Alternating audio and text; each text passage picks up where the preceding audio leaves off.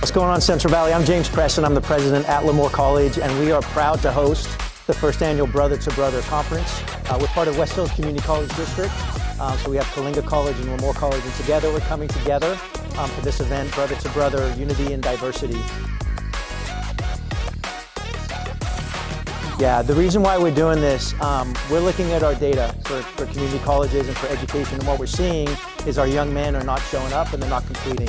And so as a district, we decided we've got to do something about this, and so we've launched this summit that we're hoping will be an annual thing. Today, they'll get to hear from keynote speakers.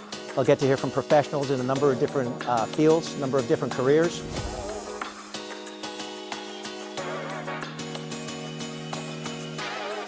And then we'll be having some fun at the end of the day with some comedy.